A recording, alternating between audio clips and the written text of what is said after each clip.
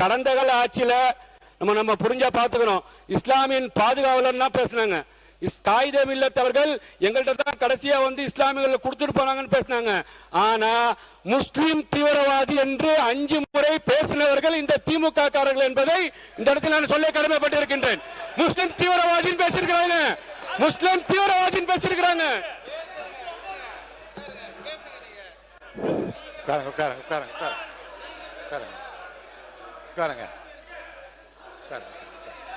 நீங்க ஒருத்தர் மட்டும் நீ சொல்லணுமா?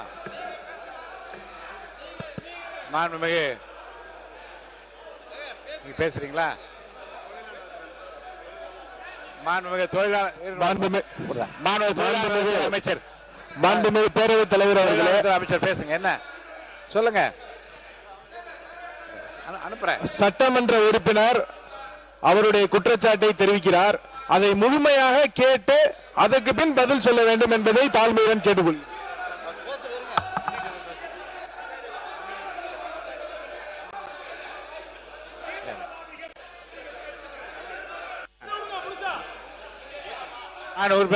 பேரவைத் தலைவர் அவர்களே, நான் பத்திரிகையாளர் செய்தியில சொல்லல. நான் வந்து பாத்தீங்கன்னா அவங்க மாதிரி வந்து பாத்தீங்கன்னா இல்ல நான் முடிச்சிடுறேன் சார், நான் முடிச்சிடுறேன்.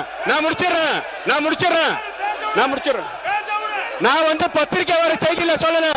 நான் பத்திரிகையில வரக்கூடிய செய்தியை சொல்லல, ஆதாரத்தோட சொல்றேன்.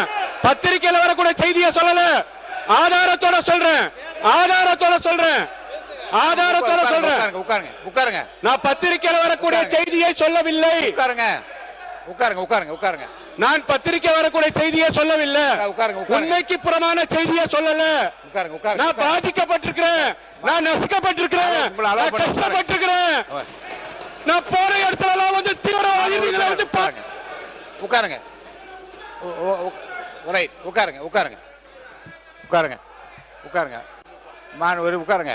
மான் உறுப்பினர் இருங்க, வேற யாரும் பேச வேண்டாம். மான் உறுப்பினர் தம்பி இருங்க அவரை ஒன்று நான் இருங்க. மான் உறுப்பினர் தம்பி நான் அலோவ் பண்றேன். அவரை அலோவ் பண்ணிட்டு பண்றேன். அவரை பண்ணிட்டு உங்களை பண்றேன். மான் உறுப்பினர் மாண்புமிகு பேரவைத் தலைவர் அவர்களே, மாண்புமிகு உறுப்பினர் அவர்கள் தன்னுடைய அறிமுக உரையை ஆற்றிக் கொண்டிருப்பதனால் நான் குறுக்கிடக்கூடாது என அமர்ந்திருந்தேன். சிஏஏ என்ற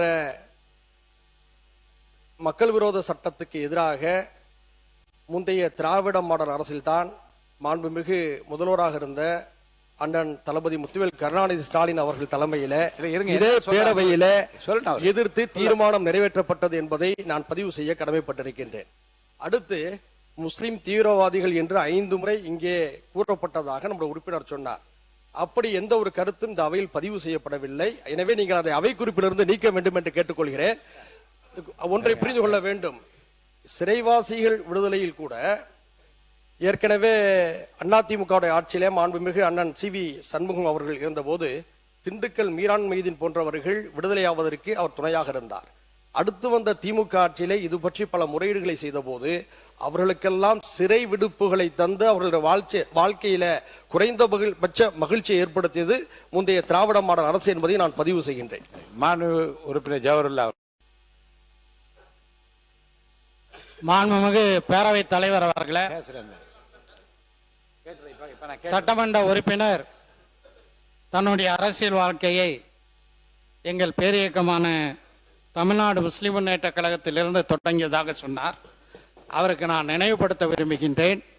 தமிழ்நாடு முஸ்லிம் முன்னேற்ற கழகத்தினுடைய கோரிக்கையை ஏற்று பிற்படுத்தப்பட்ட முஸ்லிம்களுக்கு 3.5 விழுக்காடு இடஒதுக்கீடை வழங்கியவர் முத்தமிழறிஞர் கலைஞர் என்பதை இந்த நேரத்தில் சுட்டிக்காட்ட விரும்புகின்றேன். வக்ஃபு திருத்த சட்டத்தை பற்றி கூறினார். வக்ஃபு திருத்த சட்டத்துக்கு எதிராக சென்ற சட்டமன்றத்தில் ஏகமனதாக தீர்மானம் நிறைவேற்றியதும் திராவிட முன்னேற்ற கழகத்தினுடைய அரசு என்பதை இந்த நேரத்தில் சுட்டிக்காட்ட விரும்புகின்றேன். அதே போல நீண்ட கால சிறைவாசிகளை விடுதலை செய்ய வேண்டும் என்ற எங்கள் கோரிக்கையை ஏற்று இதே சட்டமன்றத்தில் என்னுடைய உரைக்கு பதிலளிக்கும் போது அவர்கள் விடுதலை செய்யப்படுவார்கள் என்று சொல்லி 21 நீண்டகால சிறைவாசிகளை விடுதலை செய்தது திராவிட முன்னேற்ற கழகத்தினுடைய அரசு என்பதையும் இந்த அவையிலே பதிவு செய்ய விரும்புகின்றேன். எனவே தேவையில்லாத பதிவுகளை முஸ்லிம் சமுதாயத்து கல்வியிலும் வேலை வாய்ப்பிலும் இன்று முன்னேறி இருக்கின்றது என்றால் அதற்கு காரணமாக இருந்த திராவிட முன்னேற்ற கழகத்தினுடைய தலைவரையும் அந்த கட்சியையும் கொச்சைப்படுத்துவதை நீங்கள் அனுமதிக்க கூடாது என்று கேட்டு அமர்கிறேன். கணேஷ்குமார் அவர்கள். பேரவைத் தலைவர் அவர்களே, மாண்புமிகு உறுப்பினர் அவர் சொல்லும் போது இஸ்லாமியர்களுக்கான இடஒதுக்கீடு திமுக அரசு தான் கொடுத்தது என்று சொன்னார். உண்மைதான், நாங்கள் இல்லை என்று சொன்னார். அதற்காக எங்களுடைய நிறுவனர் மருத்துவர் ஐயா அவர்கள் இஸ்லாமியர்களுக்கும் சரி கிறிஸ்தவர்களுக்கும் சரி தனி இடஒதுக்கீடு வேண்டும் என்று அனைத்து தலைவர்களையும் அழைத்து கொண்டு போய் போராடி முன்னாள் முதல்வர் கலைஞரிடம் வச்ச கோரிக்கையின் அடிப்படையில் தான் அது செய்தது என்பதை இந்த அவையில் நான் பதிவு செய்ய விரும்புகிறேன். மாண்புமிகு சிறுபான்மை நலத்துறை அமைச்சர் அவர்கள். மாண்புமிகு பேரவைத் தலைவர் அவர்களே, இந்த 3.5% இடஒதுக்கீடை முன்னாள் முதலமைச்சர் டாக்டர் கலைஞர் அவர்கள் தந்தது நீண்ட நெடிய காலமாக இஸ்லாமிய சமுதாயத்தினுடைய மிகப்பெரிய கோரிக்கையாக இருந்தது. இந்திய யூனியன் முஸ்லிம் லீக்கினுடைய மறைந்த தலைவர் சிராஜுல் மில்லத் சந்தன தமிழறிஞர் அப்துல் சமத் அவர்கள் ஒரு மாநாட்டின் போது அன்றைய முதலமைச்சராக இருந்த மாண்புமிகு அன்றைய முதலமைச்சர் டாக்டர் கலைஞர் அவரிடத்திலே இந்த கோரிக்கையை எடுத்து வைத்தார்கள். இந்த கோரிக்கையை நிறைவு செய்து அன்றைய முதலமைச்சர் அவர்கள் சட்டமன்றத்தில் உரையாற்றும் போது கூட இந்த கோரிக்கையை நிறைவேற்றும் போது பார்ப்பதற்கு முஸ்லிம் லீக் தலைவர் அப்துல் சமத் அவர்கள் இங்கே இல்லையே என்ற ஆதங்கத்தை அவர்கள் வெளிப்படுத்தினார்கள். அதோடு மாத்திரமல்ல, இந்த 3.5% இடஒதுக்கீடு கிடைக்க காரணமாக இருந்தது கடந்த ஒரு சில மாதங்களுக்கு முன்பு சிராஜுல் மில்லத்தினுடைய நூற்றாண்டு விழாவிலே பேசிய முன்னாள் அமைச்சர் ஏவா வேலு அவர்கள் தொடர்ச்சியாக முஸ்லிம் லீக் தலைவர்கள் எங்கள் தலைவரை சந்தித்து இந்த இடஒதுக்கீடு கேட்டதன் அடிப்படையில் தான் இந்த இடஒதுக்கீடு வழங்கப்பட்டது என்பதை அந்த மாநாட்டிலும் அவர்கள் தந்தார்கள் என்பது நம்முடைய முஸ்லிம் லீக்கில் ஒட்டுமொத்த சமுதாயத்துடைய கோரிக்கை. அன்பு சகோதரர் சொன்னது போல பாட்டாளி மக்கள் கட்சி நிறுவனர் ஐயா ராமதாஸ் அவருடைய கோரிக்கை, அனைவருடைய கோரிக்கை ஏற்றுத்தான் அந்த இடஒதுக்கீடு வழங்கப்பட்டது.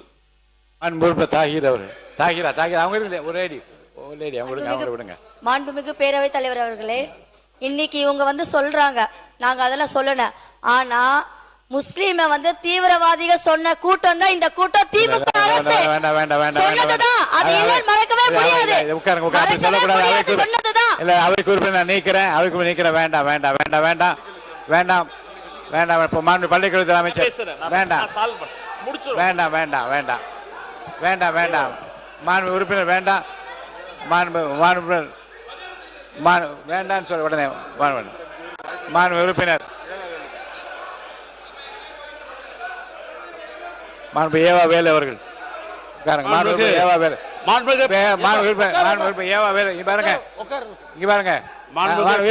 அரசு எதிர்கட்சி கொறடா முதல்வர் இவர் எந்த கட்சியில் இருக்காருன்னு கேளுங்க. அவரை வசந்த காலத்துக்கு அவர் எந்த, நீங்க எங்க உட்காருறீங்க? நீங்க உங்க இடம் எது?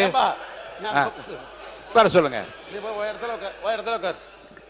நடவடிக்கை எடுப்பேன். உங்க இடத்துல போய் உட்காருங்க.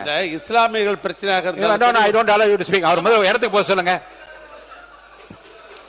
மாண்புமிகு பேரவைத் தலைவர்களே, இஸ்லாமிய பிரச்சனை என்பது தமிழ்நாட்டை பொறுத்தளவுக்கு ஒரு சென்சிட்டிவான பிரச்சனை. அது அனைவரும் அறிந்த ஒன்று. இது சிறுபான்மை சமுதாயம் சம்பந்தப்பட்ட ஒரு பிரச்சனை. நம்முடைய பேசுகிற மதுரை சட்டமன்ற உறுப்பினர் தங்களுடைய தலைவர்கள் இஸ்லாமியர்களுக்கு என்னென்னலாம் செய்திருக்கிறார்களோ, எவ்வளவு அரணாக இருந்திருக்கா என்று அவர் பெருமைப்படுத்துவதில் எங்களுக்கு ஒன்றும் மாற்று கருத்து இல்லை. ஏன்னா அந்தந்த கட்சி தலைவர் அப்படிதான் பெருமைப்படுத்துவார்கள், அதையும் எனக்கு மாற்றம் இல்லை. ஆனால் போகிற போக்கில் அனைத்தும் முஸ்லிம்களுக்கு பாதுகாப்பாக இருந்து அவர்கள் சொன்ன வேண்டுகோளை எல்லாம் செய்த ஒரு இயக்கம் திராவிட முன்னேற்ற கழகம். அதோட மாற்று கருத்தில் அதுக்கு விட்னஸே அந்த இஸ்லாமிய தலைவர்கள் இங்கே சொல்லிட்டாங்க. பேராசிரியர் அப்துல் சரி, நம்முடைய அன்சாரியும் சரி, அதே போன்று நம்முடைய இவரும் சொல்லிட்டாங்க. உட்காருங்க உட்காருங்க. அப்படி இருக்கிற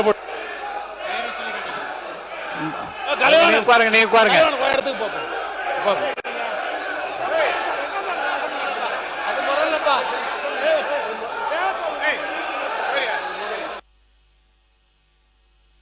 உட்காருங்க உட்காருங்க, நீங்க உட்காருங்க, நான் பேசுறேன், உட்காருங்க உட்காருங்க, நான் பேசுறேன், உட்காருங்க உட்காருங்க உட்காருங்க உட்காருங்க உட்காருங்க உட்காருங்க, நான் பேசுறேன், உட்காருங்க. ஏனுங்க மாணவர் உட்காருங்க, நீங்க உட்காருங்க உட்காருங்க உட்காருங்க உட்காருங்க உட்காருங்க உட்காருங்க உட்காருங்க ஓகே, என்ன இருங்க இருங்க இருங்க, உட்காருங்க உட்காருங்க உட்காருங்க உட்காருங்க, எல்லாம் உட்காருங்க, எல்லாம் உட்காருங்க உட்காருங்க உட்காருங்க. முதல்ல மாணவர் பள்ளிக்கல்வித்துறை அமைச்சர், நீங்க ஒரு இது ஒரு உங்களுக்கு எல்லாரும் உட்காருங்க, எல்லாரும் உட்காருங்க, எழுந்து வர ஒரு நொடி உட்காருங்க, உட்காருங்க, அமைதியா இருக்கு. மாணவர் பள்ளிக்கல்வித்துறை அமைச்சர் முடிங்க. இல்ல முத விஷயம், அந்த சப்ஜெக்ட் போறதுக்கு முன்னாடி ரொம்ப நாளாவே என்னன்னா, இது நாம ஏத்துக்கொள்ளவே கூடாது. அது கொரோனா நாளா யோசிக்கணும். இப்ப என்ன நடந்தது, கேமரால காட்டினாங்களா தெரியல. அவர் மாண்புமிகு சட்டமன்ற உறுப்பினர் தான் இடத்தை விட்டு வசந்தம் கார்த்திகேயன் அடிக்கிறதுக்கு பாஞ்சு வந்து ஏவா வேலைன்னா கட்டி பிடிச்சு அணை கட்டி தடுக்கிறார். மதிப்பிற்குரிய பூண்டி கலைவாணன் அண்ணன் அங்க இருந்து நடுகிறதுல வந்து அடிக்கிறதுக்கு வராரு. இந்த உருட்டல் மிரட்டல்களாம் மதிப்பிடக்கூடிய கட்சி தமிழக வெற்றி கழகம் அல்ல. இது போன்ற நாகரிகமற்று உருட்டுறது மிரட்டுறதுனாலதான் தமிழக மக்கள் தகுந்த தீர்வை கொடுத்து அங்க உட்கார வச்சிருக்காங்க. தொடர்ந்து நான் பாத்துக்கிட்டே இருக்கிறேன். இந்த வேலை எங்க கிட்ட நடக்காது. ஒண்ணு, சபாநாயகருக்கு ஒரு மதிப்பு இருக்கு, சபாநாயகருக்கு ஒரு கண்ணியம் இருக்கு. அவர் எழுந்தா அனைவரும் அமரணும். இப்பவும் இதேதான், இப்பவும் அதேதான். உட்காருங்க, உட்கார்ந்து பேசுங்க, உட்காருங்க, உட்கார்ந்து பேசுங்க. அவர் சபாநாயகர் ஒரு கண்ணியமிக்க பதவி, கொரோனா ஒரு முக்கியமான பதவி. இப்பவும் பாருங்க, எழுந்து நின்று உரிமையில பேசுவது இதெல்லாம் நாகரிகம் கிடையாது. இதெல்லாம் கத்து கொடுத்தாங்களா அவங்க தலைவர்கள்? ஒண்ணு. ரெண்டாவது, நம்முடைய சட்டமன்ற உறுப்பினர் அவருடைய முதல் அறிமுக உரை பேசுகிறாரு. இன்னும் கவனமா உறுப்பினர்கள் பேசும்போது தங்களுடைய கருத்துக்களுக்கு ஆதாரத்தோடு பேசணும். ஆதாரம் கேட்கலாம். 5 முறை அவர் அறிமுக உரையை குறுக்கீடு செஞ்சு 5 முறை பேசிட்டாங்க. அவர் பேசிய கருத்துக்களுக்கு இப்ப நான் பேசுனத இப்பெல்லாம் நாகரிகமா பேசாதீங்க. உட்காருங்க உட்காருங்க உட்காருங்க. அவர் பேசின கருத்துக்களுக்கு ஆதாரம் இருக்கான்னு கேட்கலாம். ஆதாரம் இருந்தா அவர் சபாநாயகர் கிட்ட கொடுக்கலாம். அதை விட்டுட்டு அதாங்க அவர் பேசின கருத்துக்கு சபாநாயகர் ஆதாரம் கேட்டு அவர் கொடுக்கட்டும். அவரை பேச அனுமதிங்க. உட்காருங்க. எனவே மாண்புமிகு சபாநாயகர் மூலமா நான் தெரிவித்துக் கொள்வது என்னன்னா, தயவு செய்து அரசியல் கட்சியில் இருக்கக்கூடிய அனைத்து கட்சி உறுப்பினர்கள் சபை மாண்பை முதல்ல காப்பாற்றணும். ஒரு மூத்த உறுப்பினர் ஏன்சாலே எல்லாரும் உட்கார்ந்துடும். அவர் கொரோனா ஏன்ஸ் நிக்கிறாரு, பின்னாடி இருந்து கத்துறீங்க. சபாநாயகர் ஏன்ஸ் நிக்கிறாரு, நடு கூடத்துக்கு வந்துட்டு வராரு, இன்னொருத்தர் தடுக்கிறார். இதெல்லாம் முறை இல்ல, மரபு இல்ல. முதல் முறை உறுப்பினர் பேசுறாரு, அவர் கருத்துக்கு அவர் பொறுப்பேற்றுக்குவாரு. அதுக்கு ஆதாரம் இல்லைன்னா அவை குறிப்பில் நீக்கலாம், அதுக்கு என்னவோ பேசலாம். 5 முறை குறுக்கீடு செஞ்சுட்டு அவர் ஆதாரம் வச்சிருக்காரா இல்லையா, அது உண்மையா இல்லையாங்கிறத அவர் பேச அனுமதிங்க. அப்புறம் பொறுமையா கருத்தால் எதிர்கொள்ளுங்க.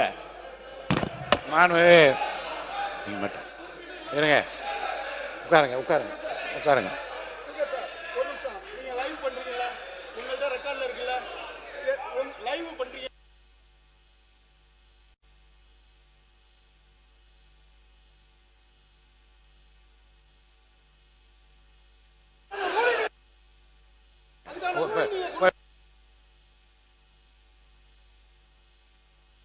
உட்காருங்க, இடத்துல உட்காருங்க, இடத்துல உட்காருங்க, இடத்துல உட்காருங்க. மாணவ அவை உட்காருங்க.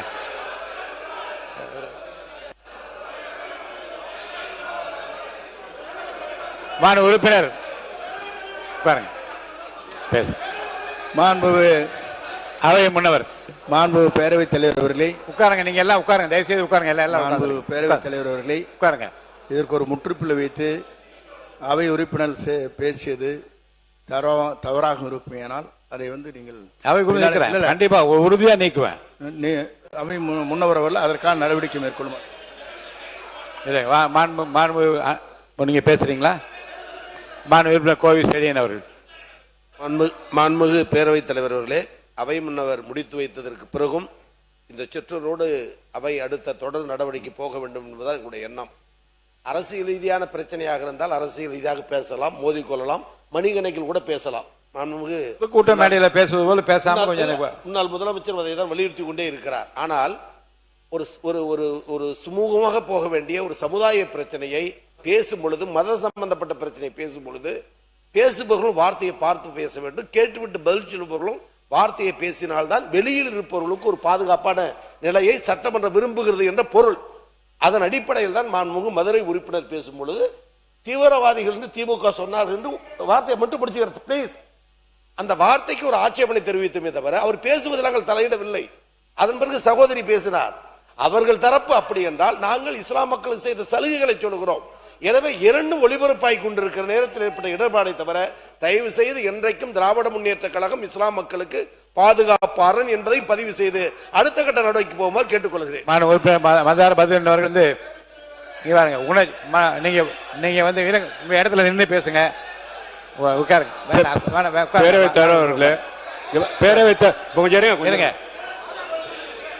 பேரவைத் தலைவர் அவர்களே, பேரவைத் தலைவர் அவர்களே, பேரவைத் தலைவர் அவர்களே, பேரவைத் தலைவர் அவர்களே, பேரவைத் தலைவர் அவர்களே, நீங்க வந்து பாத்தீங்கன்னா இங்க நான் தவறா பேசியிருந்தா கேட்டுக்கோங்க. ஒரு நிமிஷம் சொல்லிடுறேன். உங்களை நான் அனுமதிக்க போ. நீங்கள் மேற்கொண்டு பேசுகிற விடயங்கள் ஆதாரப்பூர்வமாக இருந்தால் இருங்க, வந்து ஆதாரத்தை என்கிட்ட காட்டி விட்டு பேச நான் அனுமதி அளிக்கிறேன். இருங்க, உட்காருங்க, இருங்க. அதுக்குள்ள வந்து மாண்புமிகு உறுப்பினர் தமிமுன் அன்சாரி அவர்கள்.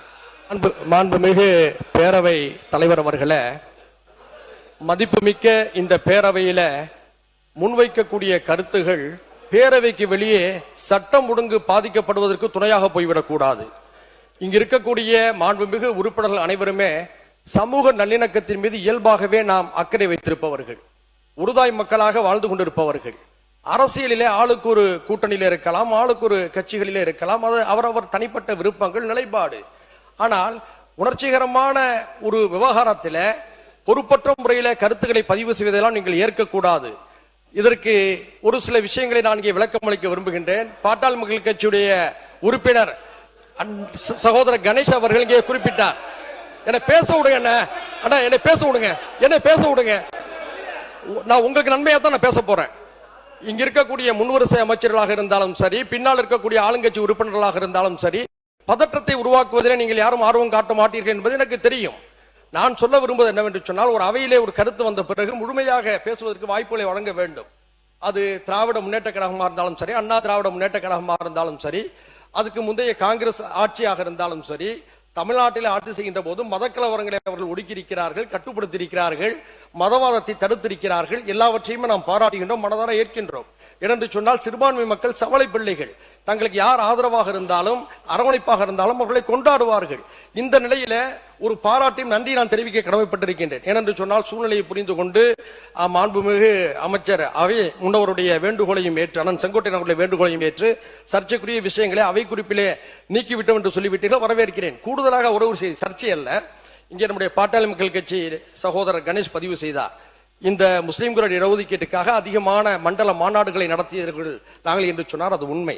அதே போன்று களத்தில் மிகப்பெரிய போராட்டங்களை நடத்தியது தமிழ்நாடு முஸ்லிம் முன்னேற்ற கழகமும், அதனை அடுத்து தமிழ்நாடு தௌஹீத் ஜமாத் என்பதும் வரலாறு.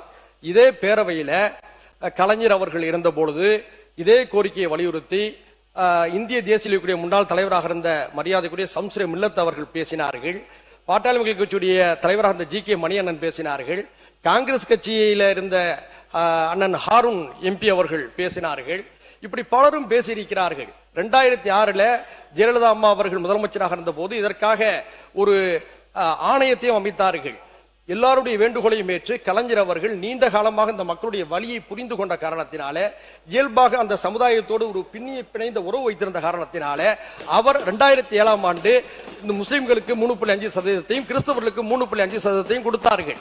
இதுல மாறுபட்ட கருத்து இருக்க முடியாது. எல்லா கட்சிகளும் அதை ஆதரித்தார்கள். இந்த அவையில ஆதரிப்போடு அது வெளிவந்திருக்கிறது. இது ஒரு பாராட்டத்தக்க மகிழ்வான வரலாறு.